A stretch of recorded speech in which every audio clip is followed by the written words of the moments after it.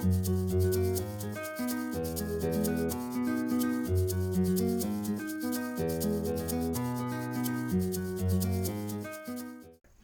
my name is Brooke Hedrick, and I was recipient number 3 for Red Corner. I was diagnosed in 2011 with stage 4 Hodgkin's lymphoma. I have been in remission for 9 years, and I'm currently working towards a nursing degree from Albernia University, and I will graduate in May of 2021. Brooke, how old were you when you got cancer?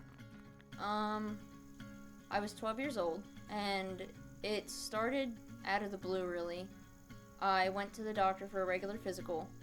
At the time, I was going to get my wisdom teeth out, and during the regular physical exam, she noticed a bump on my neck, and I didn't think anything of it. I didn't notice anything.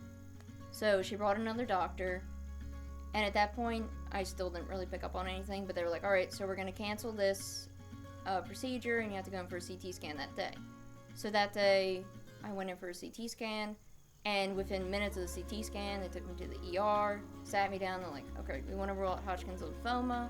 And then that night, we were transported to CHOP, and 5 days later, I was diagnosed with stage 4 Hodgkin's lymphoma. How did you first hear about RedCornerBenefit?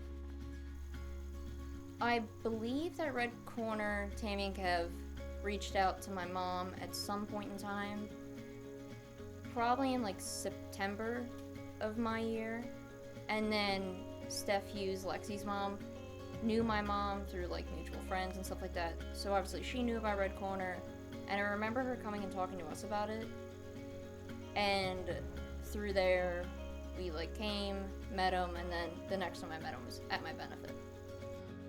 So what was your first RedCornerBenefit experience like? So my first experience I remember was coming here about 3 weeks before my benefit, and the whole crew was here, and we got to meet everybody. I remember certain people asked me like what I wanted to do for the day, and like we didn't know what to expect. We've never seen photos from the benefit. We didn't know what was going to happen, so it kind of was just like almost an overwhelming experience of meeting all these people and thinking it was kind of like too good to be true that they just wanted to help us. But it ended up being like a really great day with like all these things, like great bands, and it was kind of like the skeleton of like what it is today. So it was just different. So it's my understanding you're in college and you're in the nursing program. With you being sick, did that have lead your way into what you're doing? I've actually had people ask me a lot like why I want to become a nurse, and I honestly don't really remember when it happened. I just, for the longest time, I figured out one day that was what I was gonna do, and being sick and like being the patient and just being around so many nurses and like seeing how things went, like I felt comfortable in it, and like my prior knowledge has helped me a lot to get me where I am, and I think it did influence me a lot, and it makes me have a better perspective for helping people.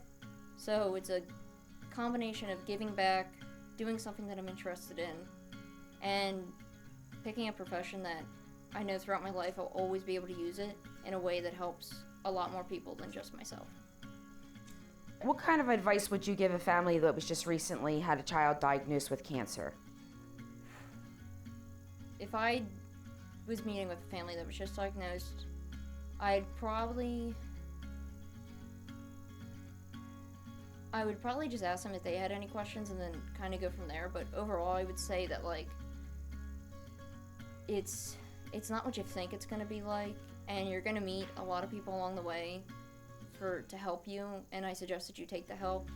And also, like, as a family, you need to come together, because it doesn't just affect the one kid in the family, it affects the siblings, the parents, and you really need to find a community to help you through the time, because there's going to be really good days and there's going to be normal days, but at the end of it, you need to be able to build from it and work through it in a way that's healthy. So you need to kind of work through it mentally, physically, as a unit, because then it makes it so much easier. So you just worry about this time period and know that you'll make it through no matter what happens, and just take it day by day, really. Each day, 43 kids are newly diagnosed in the United States of cancer, and worldwide, 300,000 kids are diagnosed with cancer each year.